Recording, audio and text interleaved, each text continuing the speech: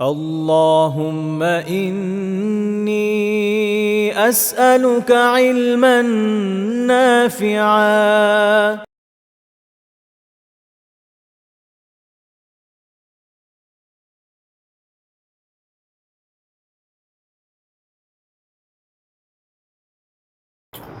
আসসালামু আলাইকুম রহমতুল্লাহি ওয়া বারাকাতুহু ইন্নাল হামদুলিল্লাহ নাহমাদুহু ওয়া নাস্তাঈনুহু ওয়া নুসাল্লি আলা রাসূলিহিল কারীম ওয়া আলা আলিহি ওয়া সাহবিহি আজমাইন আম্মা বাদ। সবাইকে স্বাগত জানাচ্ছি জীবনাচরণে নববী আদর্শের আজকের দর্শে। আপনাদের খেয়াল আছে হয়তো যে ঈদের আগে আমরা আলোচনা করছিলাম মুনাফিকদের সাথে রাসূলুল্লাহ সাল্লাল্লাহু আলাইহি ওয়াসাল্লামের আচরণ কেমন ছিল সেটা নিয়ে। এর আগে আমরা 6টা পয়েন্ট আলোচনা করেছি। এখন আমরা 7 নম্বর পয়েন্ট আলোচনা করব ইনশাআল্লাহ তাআলা। সেটা হচ্ছে মুনাফিকদের দেওয়া কষ্টে তিনি ধৈর্য ধারণ করেছেন।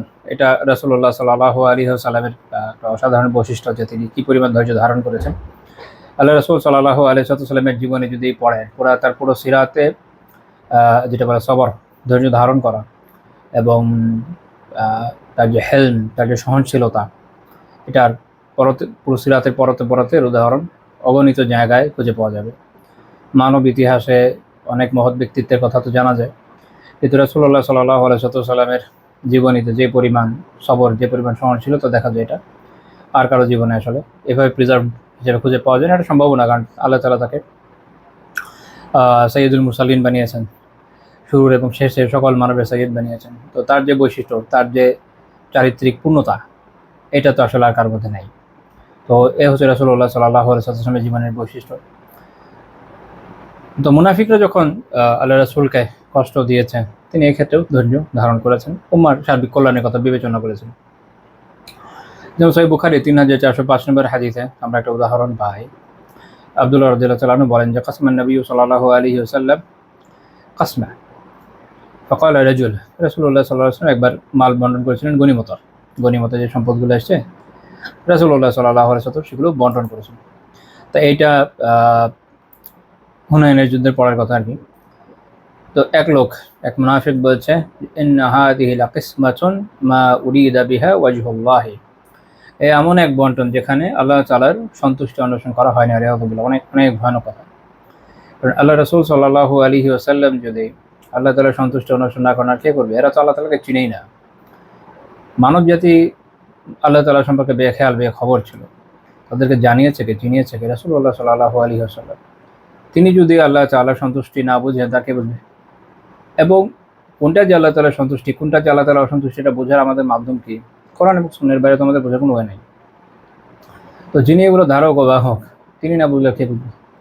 এবং যাকে সবসময় আল্লাহ তাআলা নিগরানির মধ্যে রেখেছেন, এটা সামান্য ভুলচুক আল্লাহ তাআলা মুহূর্তের মধ্যে জিবরিল আলাইহিস সালামকে পাঠিয়ে সংশোধন করে দিচ্ছেন, সেই মহামানব যাকে আল্লাহ তাআলা সকল ধরনের গুনাহ থেকে, কবিরা গুনাহ থেকে মাসুম রেখেছেন। তো সেই মহামানব, এ কীভাবে সম্ভব যে তিনি আল্লাহ তাআলার অসন্তুষ্টিতে একটা কাজ করবেন? তো ওটা তো ইখলাসের অভাব হয়ে যায়। যদি বাস্তবেই এটা হতো, তাহলে ওটা একটা গুনাহ, কবিরা গুনাহ যদি কিছু হয়ে যেত, হতে পারে না, কারণ উনি মাসুম। তো কাজে এই যে একটা কথা, এটা তো মিথ্যা অপবাদ, অনেক বড় মিথ্যা অপবাদ। মূল বিষয় হচ্ছে কি, যে তার যে নফসানিয়ত, এটার সাথে সংঘর্ষ হয়ে গেছে। কারণ রাসূলুল্লাহ সাল্লাল্লাহু আলাইহি ওয়াসাল্লাম শরীয়তের মানসা অনুযায়ী যাকাতের খাতগুলোর মধ্যে একটা খাত, সেটা হচ্ছে যাদের অন্তরকে দিনের দিকে আকৃষ্ট করতে হয়, সেই দিকে আকৃষ্ট করার জন্য আল্লাহ রাসূল সাল্লাল্লাহু আলাইহি ওয়াসাল্লাম আরবের বড় বড় পুত্রপতিদেরকে প্রচুর পরিমাণে দান করেছেন এই সময়। এছাড়া ওনার নিজের ফান্ড থেকে দিয়েছেন, যতভাবে তাদের মন জয় করার জয় করেছেন, এবং আলহামদুলিল্লাহ বেনিফিট হয়েছে। যেমন সফওয়ান বিন উমাইয়া রাদিয়াল্লাহু তাআলা আনহু, উনি সময় চেয়েছিলেন রাসূলুল্লাহ সাল্লাল্লাহু আলাইহি ওয়াসাল্লামের কাছে ইসলাম গ্রহণের জন্য, আল্লাহ রাসূল তাকে সময় মঞ্জুর করেছেন। এমনকি হুনাইনের যুদ্ধের সময় তার থেকে বিপুল পরিমাণে ঢাল তলোয়ারি, তার বড় অস্ত্রাগার ছিল, ওখান থেকে এটা ধার নেওয়া হয়েছিল। কিন্তু রাসূলুল্লাহ সাল্লাল্লাহু আলাইহি ওয়াসাল্লামের সাথে চলে, এমনকি কাফের অবস্থায় উনি হুনাইনের যুদ্ধে অংশ নিয়েছেন। তার চেয়ে ইন্টারেস্টিং বিষয়, যখন হুনাইনে কুফফারদের প্রথম ভয়ানক হামলা হলো হাওয়াজিন থেকে, অনেকে পালিয়ে গেল, উনি পালাননি। যে কয়জন দাঁড়িয়েছিল দৃঢ়তার সাথে, উনি দাঁড়িয়েছিলেন, যেহেতু তখন ইসলাম গ্রহণ করেননি। তো গ্রাজুয়ালি আলহামদুলিল্লাহ রাসূলুল্লাহ সাল্লাল্লাহু আলাইহি ওয়াসাল্লামের ব্যবহারে অতি আকৃষ্ট হয়ে উনি ইসলামে সুদৃঢ় হয়েছে। একইভাবে সোহেল বিন আমর রাদিয়াল্লাহু তাআলা হয়েছেন, এবার ফজিলত অনেক ব্যাপক ছিল, অনেক ব্যাপক ছিল। যখন রিদ্দা শুরু হয়, তখন মক্কাতে আলহামদুলিল্লাহ রিদ্দার স্থান পায়নি। এর কারণে এই মহান ব্যক্তিরা, ওনাদের অন্তরে ইসলাম হয়ে বসেছিল। যে ওনারা খুব দৃঢ়তার সাথে মক্কাবাসীদেরকে ইসলামের উপর অটল থাকতে উৎসাহ উদ্দীপনা দিয়েছেন আলহামদুলিল্লাহ। তো আল্লাহ তাআলা সকল কাজে হিকমা আছে, কোনো কিছু হিকমা থেকে খালি নয়, কিন্তু মুনাফিকদের মাথায় এটা ঢুকবে কোথেকে? তো এত এত বড় ধৃষ্টতাপূর্ণ কথা বলে বসছে। তো আব্দুল্লাহ বিন মাসউদ রাদিয়াল্লাহু আনহু বলছেন, ফাআতাইতু নবী সাল্লাল্লাহু আলাইহি ওয়াসাল্লাম ফাআখবারতুহু, আমি আল্লাহর রাসূলের কাছে এসে তাকে এটা জানালাম। ফাগাদিবা হাত্তা রাআইতুল গাদাব ফি ওয়াজহি, তো তিনি এত রাগান্বিত হলেন যে তার চেহারায় এর রাগ আমি দেখতে পেলাম। আল্লাহ রাসূল সাল্লাল্লাহু আলাইহি ওয়াসাল্লাম রাগান্বিত হলে বা তার অন্য কোনো অনুভূতি হলে তার চেহারা দেখতে বোঝা যেত, তার চেহারা দেখে। সহিহ বুখারী এবং মুসলিমের অপর কিছু কিছু রিওয়ায়াত এরকম আছে যে উনি এরকম বলেছেন যে আমি যদি এটা তাকে না জানাতাম তাহলে মনে ভালো হতো। তো আল্লাহ রাসূল পরে বললেন, ইয়ারহামুল্লাহ মুসা, আল্লাহ তাআলা মুসা আলাইহিস সালামের প্রতি রহম করেন। ক্বাদ উযিয়া বিআকসার মিন হাযা, তিনি এর থেকেও বেশি কষ্ট পেয়েছেন, তাকে এর থেকেও বেশি কষ্ট দেওয়া হয়েছে। ফাসাবারা, কিন্তু তিনি সবর করেছেন। অর্থাৎ মুসা আলাইহিস সালামের কথা মনে করে রাসূলুল্লাহ সাল্লাল্লাহু আলাইহি ওয়াসাল্লাম নিজেকে আরো উৎসাহ দিলেন। তো এখানে আমরা দেখতে পাই যে মুনাফিকদের এত ভয়ানক কষ্টে আল্লাহ রাসূল সাল্লাল্লাহু আলাইহি ওয়াসাল্লাম উম্মার বৃহত্তর স্বার্থের কথা চিন্তা করে কোনো শাস্তিমূলক ব্যবস্থা তো নেননি, কারণ এগুলো তো আসলে ইসলাম থেকে বেরোয় যাওয়ার মতো কঠিন কথা। আল্লাহ রাসূলের শানে এই ধরনের দৃশ্যতাপূর্ণ কথা বলা, কিন্তু উম্মার ব্যাপক কল্যাণের দিকে লক্ষ্য করে তিনি তাৎক্ষণিক কোনো সাজের ব্যবস্থা এদের জন্য করেন এবং তিনি ধৈর্য ধারণ করেছেন, খায়রের কথা চিন্তা করেন। ইবনে হাজার রাহিমাহুল্লাহ তাআলা ফাথুল বারীতে এই হাদিস থেকে বেশ কিছু শিক্ষা উল্লেখ করেছেন, যেমনটা এর আগে বলেছে যে বুখারীতে একাধিক স্থানে এই হাদিসে একাধিক রিওয়ায়াত এসেছে। ইবনে হাজার রাহিমাহুল্লাহ তাআলা বিভিন্ন জায়গায় একটু ভেঙে ভেঙে বর্ণনা করেছেন। দশম খণ্ডের 512 পৃষ্ঠায় লম্বা চড়া আলোচনা আছে। ওখানে ইবনে হাজার রাহিমাহুল্লাহ তাআলা যে শিক্ষাগুলো বলেছেন, আমি 3টা শিক্ষার কথা উল্লেখ করি। উনি বলেছেন এটা যে ওয়াফি হাযাল হাদিস জাওয়াজু ইখবারিল ইমামি ওয়া আহলিল ফাদলি বিমা ইউকালু ফীহিম মিম্মা লা ইয়ালিকু বিহিম লিইউহাযযিরুল আল-কাইল। এই হাদিসে এই শিক্ষা আছে যে ইমামকে, শাসককে এবং আহলুল ফজল, যারা ফজিলতপূর্ণ মর্যাদাপূর্ণ ব্যক্তিত্ব আছে তাদেরকে, তাদের ব্যাপারে যদি কেউ এমন কোনো কথা বলে বসে যেটা তাদের সাথে যায় না, তাদের শানের খেলাফ, এটা তাদেরকে সতর্ক করার জন্য, ওই ব্যক্তি সম্পর্কে সতর্ক করার জন্য এটা বলা যায়, তাকে জানিয়ে দেওয়া যায়। এটা হারাম গীবত নামিমার মধ্যে পড়বে না। আমরা জানি যে এমনিতে কাউকে এভাবে কথা লাগানো বৈধ না, যেন তাদের মধ্যে সম্পর্কে ফাটল ঘটে, সেটা হলো নামিমা। যদি ফাটল নাও হয়, অন্তত কারো দোষ ত্রুটি একজনের সামনে গিয়ে বলা তো গিবা। আর যদি দোষ ত্রুটি নাও থাকে, এমনি কিছুকে বলে দেয় কারণ আমি উল্টাপাল্টা, তখন এটা হচ্ছে তহমত, প্রত্যেকটাই কবিরা গুনাহ। কিন্তু কিছু কিছু জায়গায় এটার ছাড় আছে, যেমন এই জায়গাতে ছাড় আছে, এটা জরুরি। শাসকের যেমন এই ধরনের লোকের অনিষ্ট থেকে বাঁচা জরুরি, কারণ এটা না হলে পুরা সাম্রাজ্যের ক্ষতি হতে পারে, রাষ্ট্রের ক্ষতি হতে পারে। আবার যারা ফজিলতপূর্ণ ব্যক্তিত্ব, মর্যাদা সম্পন্ন ব্যক্তিত্ব রয়েছেন, তাদেরও সাবধান হওয়া দরকার, কারণ তাদের কাছে অনেক ধরনের মানুষ আছে। এই ধরনের লোকদেরকে যদি সতর্ক করা না হয়, তো তাদের ব্যাপারে মানুষের মধ্যে বিষিয়ে দেওয়ার ফলে তাদের খায়ের থেকে মানুষ বঞ্চিত। এবং এরকম অনেক হয়েছে যে অনেক দিনদার, ভালো এলমওয়ালা বুজুর্গ ব্যক্তিত্ব, আলিম, আবেদ, জাহেদ, দেখা গিয়েছে যে হয়তো তার ব্যাপারে মানুষের কাছে এমনভাবে লাগানো হয়েছে উনি হয়তো ছাত্রশূন্য হয়ে গেছেন, বা তার কাছে আশেপাশের লোকজন ভাবে ঘেসে নেয়, ফলে তারা এর দ্বারা যেভাবে উম্মাহ উপকৃত হতে পারতে হয়নি, এরকম তো হয়েছে।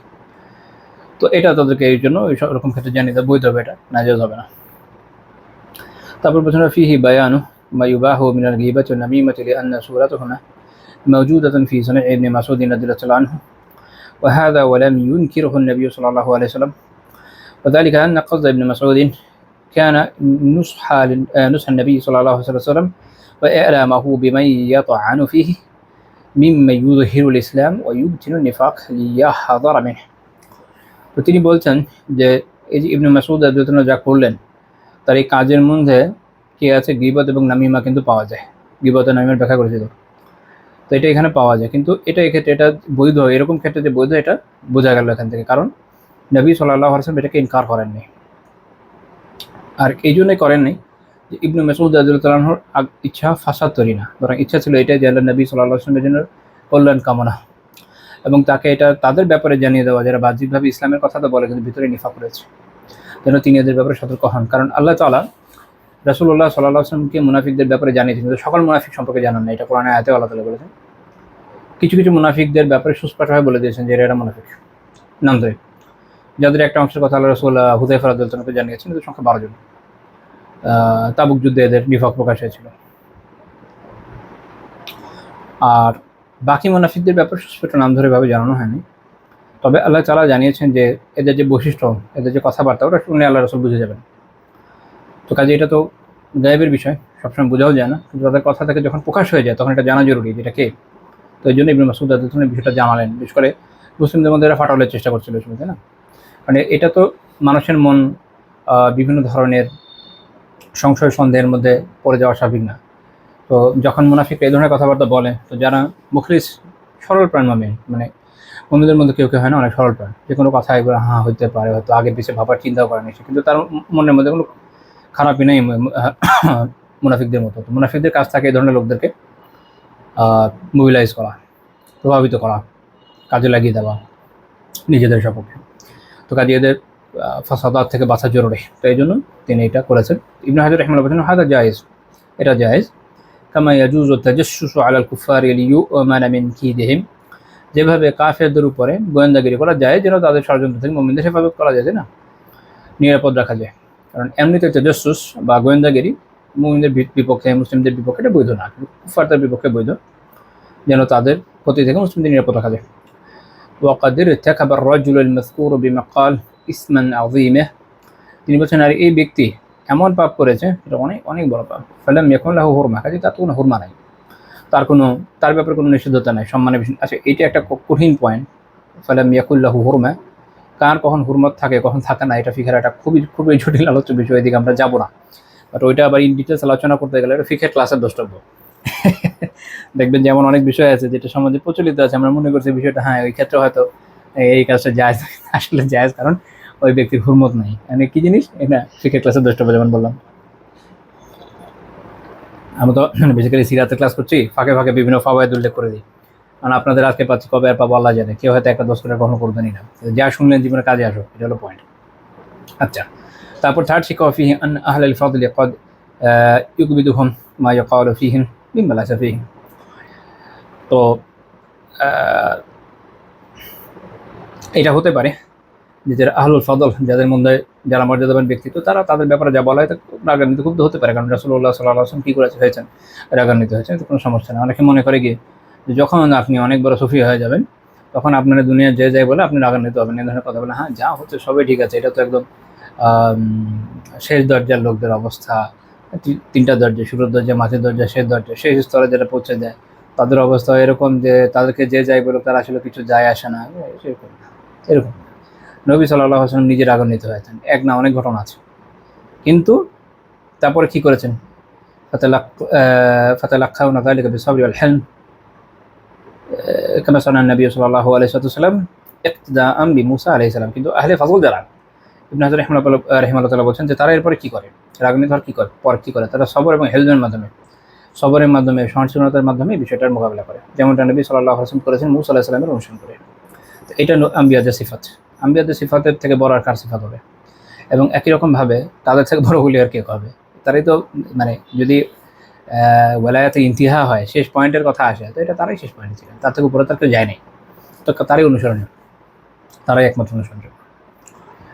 তারপরে পয়েন্ট, তো আল্লাহ রাসূল সাল্লাল্লাহু আলাইহি ওয়াসাল্লাম তো নিজের ব্যাপারে অনেক ক্ষেত্রে ধৈর্য ধরেছেন দেখছেন, কিন্তু মুমিনদের বিষয়ে কিন্তু এভাবে সবসময় ছেড়ে কথা বলেনি, বরং মুমিনদের কষ্ট দেওয়া থেকে তিনি মুনাফিকদেরকে নিষেধ করেছেন, খুব কঠোর ভাষায় নিষেধ করেছেন। এই বিষয়ে একটা বর্ণনা শোনার দিতে পাবেন 2032 নম্বর হাদিস।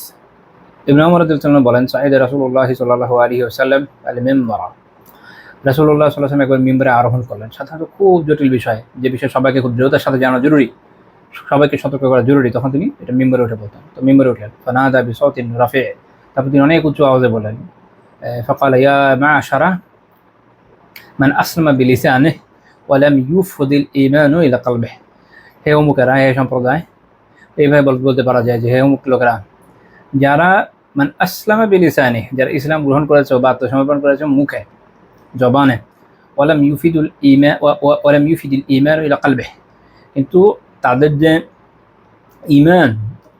ঈমান এটা তাদের অন্তরে পৌঁছায় নাই। আল ইফতা মানে লাম ইয়াসিল, পৌঁছায় নাই অন্তর পর্যন্ত ঈমান, হ্যাঁ, অর্থাৎ ঈমানের মূল পৌঁছায় নাই। যদি মূল পৌঁছায় নাই অর্থ হয় তাহলে মানে হচ্ছে মুনাফিকদের উদ্দেশ্য। আর যদি বোঝানো হয় যে কামালিয়াতের সাথে, পূর্ণতার সাথে পৌঁছায় নাই, তাহলে গুনাহগার ফাসিক মুসলিম উদ্দেশ্য। তো এইটা আসলে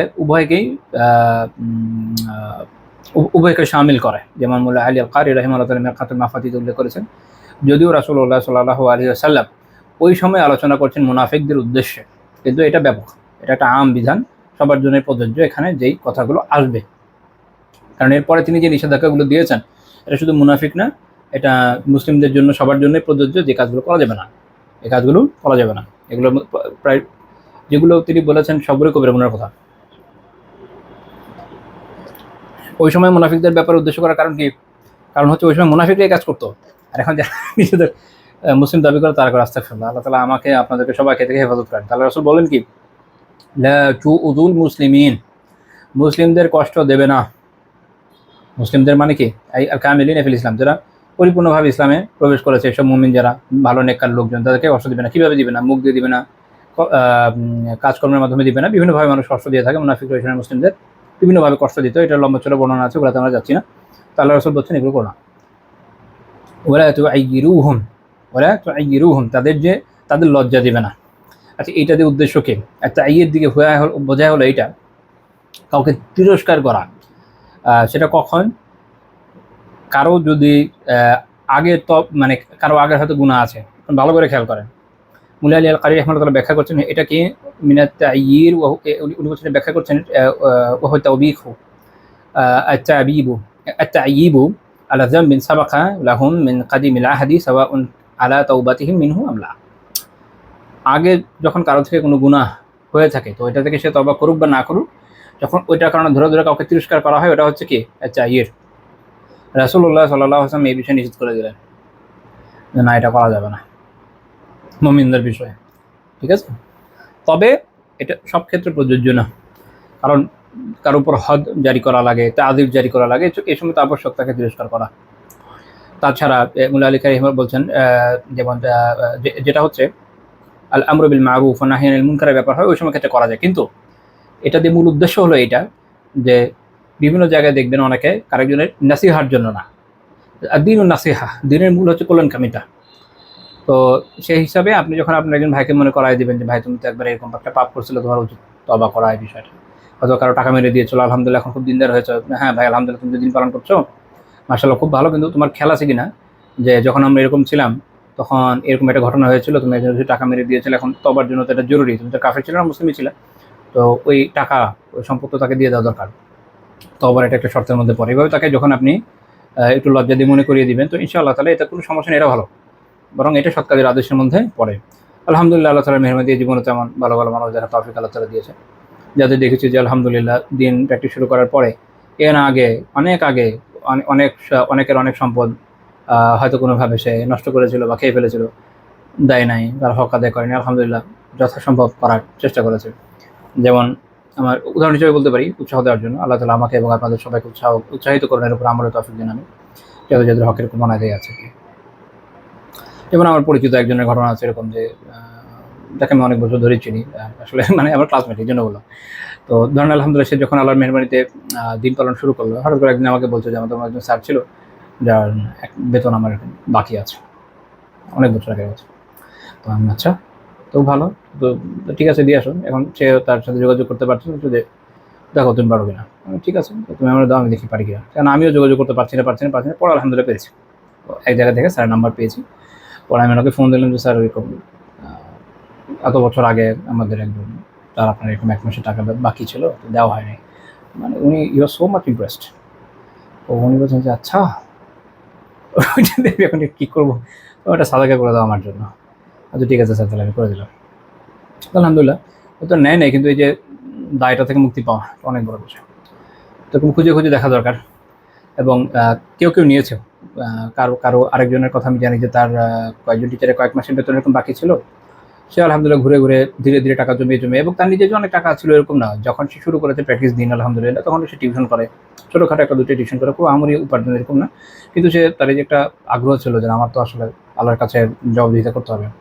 পৃথিবীর অন্য দেশ তো বলতে পারি না, বাংলাদেশের যে অবস্থা, মানে সারা দুনিয়াতে অবস্থা হচ্ছে এরকম, আমাদের জানের রিস্ক তো আছে সবারই, কে কখন মরে যায়, বাংলাদেশের অবস্থা আরও ক্রিটিক্যাল। বাংলাদেশে তো আমরা বেঁচে আছি, এটাই মিরাকল। কতদিন একজনে বলছিলাম যে দেখেন বাংলাদেশের মানুষের তো কারামতের অভাব নেই, বাংলাদেশের প্রত্যেকটা মানুষেরই কারামত প্রকাশ পাচ্ছে। সেটা হচ্ছে যে এই দেশে এরকম ক্রিটিক্যাল পরিস্থিতি আমরা যে বেঁচে আছি, এটাই একজনের জন্য বড় কারামত, বুঝছেন। আল্লাহ।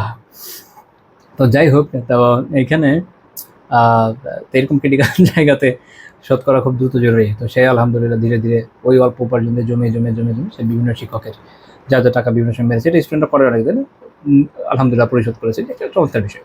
তো এই জন্য এইভাবে যখন আপনি তাকে উৎসাহ দেবেন কোনো সমস্যা নেই। কিন্তু বিষয়টা এরকম নয় যে আরে তুই তো আগে ছিলি, তুই তো আগে সে ছিলেন। আপনার মাঝে মাঝে দেখবেন আলহামদুলিল্লাহ কেউ দিনে আসছে 1 যুগ বা তারও বেশি সময় হয়েছে, আলহামদুলিল্লাহ খুব পারফেক্টলি দিন পালন করছে, তার আলহামদুলিল্লাহ কোনো সমস্যা ওইভাবে প্রকাশ পায় না। কিন্তু কারোর সাথে কোনো দ্বন্দ্ব আছে, কোনো সমস্যা আছে, খুঁজে বের করছে যে 1 যুগ আগে 20 বছর আগে সে কী করেছিল, কোথায় তার কী ছবি ছিল, সেই ভুগি চুকি এগুলো বের করে এনে মানুষের সামনে তাকে হেনস্থা করার চেষ্টা করছে। এটা কবির ওরা, এটা কবিটা কোনো, এটা দিয়ে ওই লোকের কোনো হেনস্থা হবে না ভাই, ওই লোকের কিচ্ছু হবে না ইনশাআল্লাহ তাআলা। হয়তো যদি মনে কষ্ট পায় ভিন্ন কথা, বাট এমনি তার কিচ্ছু হবে না। এক হচ্ছে এই তাইরের জন্য যে কবিরা গুনাহ, এটা আপনি আক্রান্ত হয়, এটার গুনাহ তো আপনার হচ্ছে। আর 2 নম্বর হচ্ছে যে আবার নতুন করে তাকে যে অন্যান্য ক্ষেত্রে আরও কিছু লাঞ্ছনা দিচ্ছেন, গীবত করছেন, কোনো জায়গায় নামিমা করছেন, এবং এটা থেকে আরও অনেক ধরনের পাপ বের হয়। তো আলটিমেটলি ওই পাপগুলা দিয়ে আপনি নিজে ক্ষতিগ্রস্ত হচ্ছেন, আপনার লাভ নেই, লুজ সিচুয়েশন।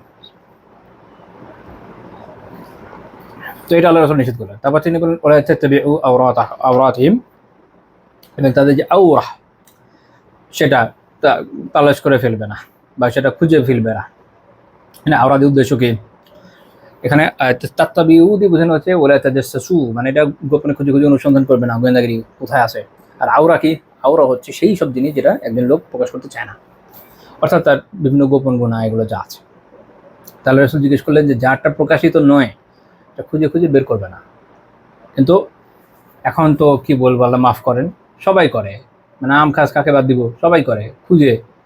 এরকম বিভিন্ন সময় দেখেছি, যেগুলো কিছু বুজুর্গদের মসজিদ বলে মানুষ মনে করে, এরকম জায়গাতেও আমরা দেখেছি। আল্লাহ তাআলা হেফাজত করেন, আমাদের সবাইকে হেফাজত করেন, কারণ আমরা সবাই তো নফসের ওয়াসওয়াসায় আক্রান্ত, সবার মধ্যে উপরে শয়তানের প্রভাব আছে। আমরা আল্লাহ তাআলার কাছে আশ্রয় প্রার্থনা করি আমি। তো দেখা যায় যে অনেক ক্ষেত্রে কারোর সাথে কোনো দ্বন্দ্ব আছে, কোনো সমস্যা আছে বা কোনো বিষয় আছে, তো একটা হচ্ছে দেখেন যে কারোর সাথে আপনি ইলমি খণ্ডন করবেন, তার ইলমি কোনো ইস্যু নিয়ে আপনি আলোচনা করতে পারেন, বসে ঘন্টার পর ঘন্টা আপনি আপনার ছাত্রদের সাথে, আশাচিতাদের সাথে আলোচনা করতে পারেন, আপনার যারা হামসবক আছে, যারা সহপাঠী আছে, আলোচনা করতে পারেন, কোনো সমস্যা নেই।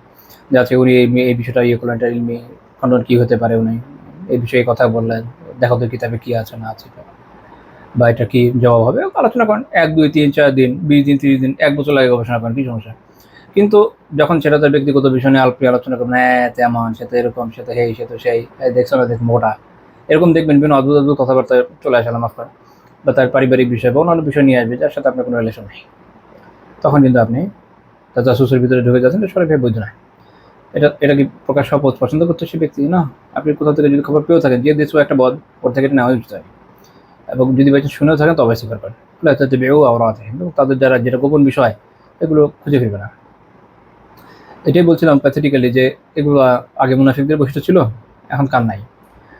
তারপর তিনি বলছেন, এরপর আল্লাহ রাসূল সাল্লাল্লাহু আলাইহি ওয়াসাল্লাম খুব জটিল একটা ব্যাপারে সতর্ক করেছেন। তিনি বলছেন ফাইন্নাহু মান তাত্তাবাআ আওরাতা আখিহি আল মুসলিম, কেননা যে তার মুসলিম ভাইয়ের এরকম গোপন বিষয়ে অনুসন্ধান করে, তাত্তাবা আল্লাহু আওরাতাহ, আল্লাহ তাআলা তার যে গোপন দোষ আছে এগুলো আল্লাহ তাআলা প্রকাশ করা যায়। ইয়াকশিফু উয়ুবাহ, আল্লাহ তাআলা তার যে গোপন দোষ আছে এটাকে প্রকাশ করে দেবেন। সেটা দুনিয়াও করবেন, আখিরাতেও করবেন। দুনিয়া যদি না করেন আখিরাতে মাস্ট করবেন। ইউজুয়ালি আমরা দুনিয়াতেই দেখি, দুনিয়াতে আখিরাতে দুই জায়গায় হবে। দুনিয়াতে হলে আখিরাতে এটা বাদ যাচ্ছে এরকম না, দুইটাই হবে, যেটা কোরআন একটা আয়াত থেকে বোঝা যায়। আর যদি দুনিয়াতে নাও হয় আখিরাতে তো মাস্ট করবেন সবার সামনে। এই জন্য আল্লাহ রাসূল বলছেন ওয়ামান তাত্তাবা আল্লাহু আওরাতাহ, আর আল্লাহ তাআলা যদি কার দোষ প্রকাশ করতে চান করেন, ইফদাহু ওয়ালাউ ফি জাওফি রাহলিহি, সে যদি তার হাওদার ভেতরেও থাকে, হাওদা মানে উটের উপর যে হাওদা থাকে যার ভেতর মানুষ বসে, এটা হচ্ছে সবচেয়ে গোপন জায়গা একরকম আরবদের দৃষ্টিতে। তো সেখানেও যদি সে থাকে তাহলে আল্লাহ তাআলা সেখানেও তাকে কী করবেন, লাঞ্ছিত করবেন, ওখান থেকে তার দোষকে বের করে লাঞ্ছিত করে দেবেন। অর্থাৎ আপনি যত গোপন জায়গায় থাকেন না কেন এসব কাজ করে, যদি মনে করেন না আমার কিছু হবে না, কোনো লাভ নেই। আল্লাহ তাআলা যদি আপনাকে লাঞ্ছিত করতে চান, দেখবেন আপনি এমন লোক যে আপনার দুনিয়া কেউই চিনে না, হঠাৎ করে ঘটনার সামনে এসে আপনি এমন লাঞ্ছিত হবেন যে দুনিয়ার সবাই আপনাকে চিনবে, এই ঘটনার পরেই চিনবে। অথচ আপনি তো ভেবেছেন যে আমি তো আসলে তো বিখ্যাত সেলিব্রিটি টাইপের কেউ না, আমি যা কাজ করার করি, কে আর জানবে, কি আর সমস্যা হবে, ভিতরে মিটমাট করে নিব হবে। এটা তো আমরা মাঝে মাঝে অনেক ঘটনা দেখি, অনেকে আমরা কেউ চিনি না, জানি না, ফ্রম নোওয়্যার কারো একটা ঘটনা আসছে, খুব নেগেটিভলি আসছে, আল্লাহ আমাদের হেফাজত করেন। সবারই পাপ আছে, আল্লাহ তাআলা বান্দাকে সুযোগ দেন, আল্লাহ তাআলা বান্দাকে ক্ষমা করেন। আল্লাহ তাআলা অগণিত সুযোগ রেখেছেন, এক জায়গায় সমস্যা হলে আরেক জায়গায় একটা চেক এন্ড ব্যালেন্সের একটা ব্যাপার থাকে। মনে রাখেন যে আল্লাহ তাআলা যখন কাউকে আসলে প্রকাশিত করে লাঞ্ছিত করেন, সেটা তার অনেক অনেক অনেক অনেক গুনাহ, অনেক অনেক পাপ, একের পর এক ঘটনার উপর জমে থাকা, একের পর এক পাপের উপর দৃঢ়পদ থাকার ফল হচ্ছে এগুলো। আল্লাহ তাআলা আমাকে মাফ করেন, আপনাদের মাফ করেন, আমাদেরকে এগুলো থেকে হেফাজত করেন, এই দোয়া করি আমি।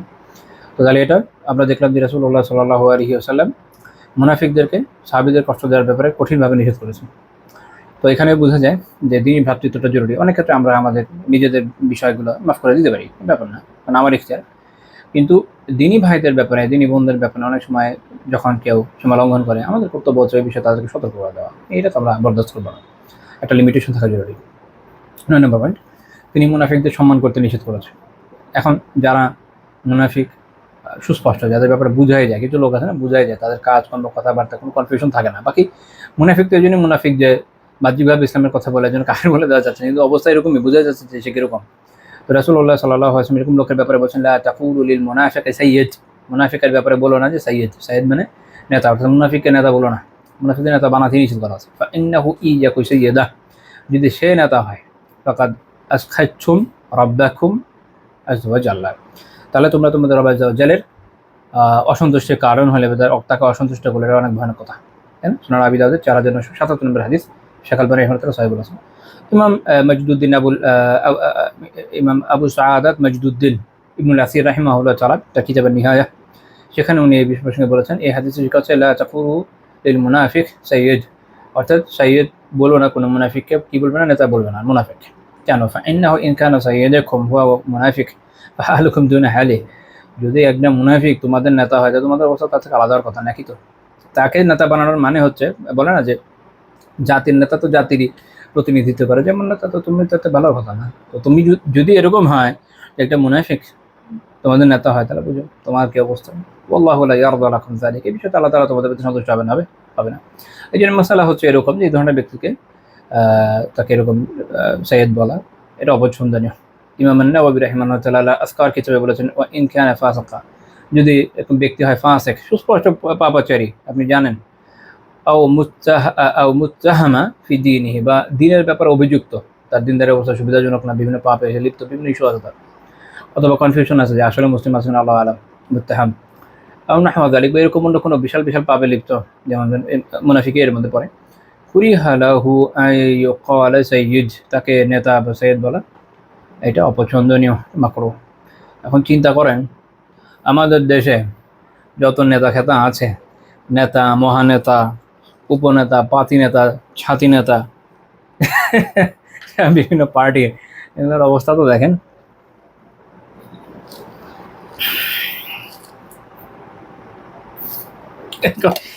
এই জাতির অবস্থা এরকমই হাদিস অনুযায়ী, আল্লাহ হেফাজত। লা ইলাহা ইল্লাল্লাহ। এরপরের পয়েন্ট, আগেকার যুগের মুনাফিক বেশি খারাপ না এখনকার সময়? এখনকার গুলো আরো বেশি ক্ষতিগ্রস্ত করার সম্ভাবনা রাখে, এর আরো বেশি ভয়ঙ্কর। আগেকার যুগের গুলোর চেয়ে এখনকার গুলো কি আরো বেশি ভয়ঙ্কর, সময়ে যত যাবে আরো ভয়ঙ্কর হবে। সহিহ বুখারী ৭১১৩ নম্বর হাদিসে হুযায়ফা বিন আল ইয়ামান রাদিয়াল্লাহু তাআলা আনহু বলেছেন, ইন্নাল মুনাফিকিনা আল ইয়াউম শাররুম মিনহুম আলা আহাদি নবী সাল্লাল্লাহু আলাইহি ওয়াসাল্লাম, নবী সাল্লাল্লাহু আলাইহি ওয়াসাল্লামের জামানায় যে মুনাফিক ছিল না, তাদের থেকে এখনকার মুনাফিক আরো বেশি ক্ষতিকর। এটা হুযায়ফা রাদিয়াল্লাহু তাআলা সাহাবীদের জামানার কথা বলছেন, আল্লাহ রাসূলের ওফাতের পরে। এখনকার কথা চিন্তা করেন, কেন উনি ব্যাখ্যা করছেন, কানু ইয়াউমাইযিন ইউসিরুন ওয়াল ইয়াউমা ইয়াজহারুন, তারা ওই সময় কি করতো, নিজেদের নিফাককে গোপন রাখতো, এখনকার গুলো প্রকাশ করে দেয়, বলে বেড়ায়।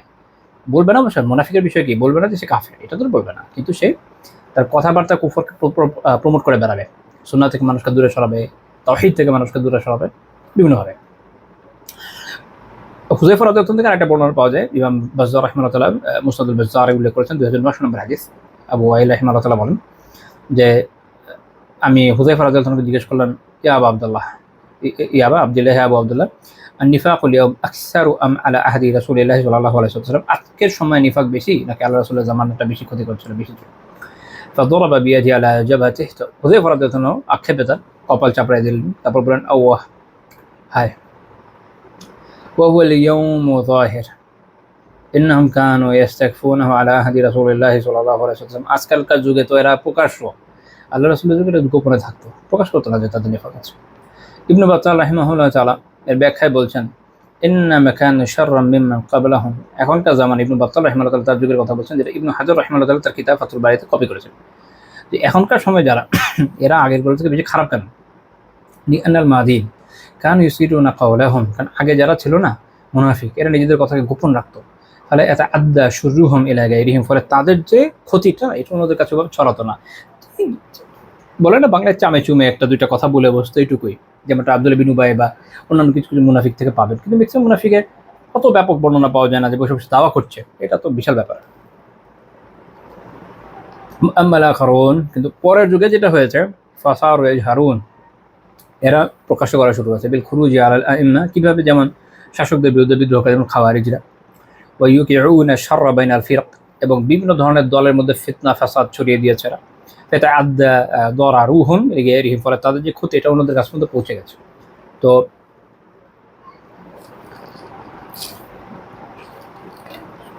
ওনারা তো ওনাদের যুগ সম্পর্কে বলেছেন নিফাক যুগে যুগে রং বদলাবে। একটা সময় খাওয়ারিজদের বেশি এসছে, রাফিজিদের বেশি এসছে, নাসিবিদের বেশি এসে থাকবে। তারপরে আমরা দেখেছি মুতাজিলাদের বেশি এসছে, বিভিন্নভাবে ইসলামের ভিতরে নিফাক প্রবেশ করেছে। এখনকার সময় তো হুবহু ওই ফর্মেট আমরা দেখবো না। এখনকার সময় দেখবো যে বাইরে ইসলামের কথা বলবে, কিন্তু বিভিন্ন তন্ত্র মন্ত্র মতবাদ এগুলো মানুষের মধ্যে প্রচার করে দিবে। আল্লাহ তাআলার আইন থেকে, আল্লাহ তাআলার দিন থেকে, আল্লাহ তাআলার শরিয়া থেকে মানুষকে দূরে সরিয়ে দিবে। ইসলাম প্রচার এবং ইসলাম পালন থেকে মানুষকে বিভিন্নভাবে বাধা দিবে, বিভিন্ন ধরনের সংশয় সন্দেহ মানুষের মনের মধ্যে স্থাপনের চেষ্টা করবে। কেউ দিনের লেবাসেও করবে, কেউ দিনের লেবাসের বাইরেও করবে, বিভিন্নভাবে করবে। দিনের লেবাসে যারা করে এরা অধিক পরিমাণ ক্ষতিকর, এরা অধিক পরিমাণ ক্ষতিকর এবং সবচেয়ে ভয়ানক।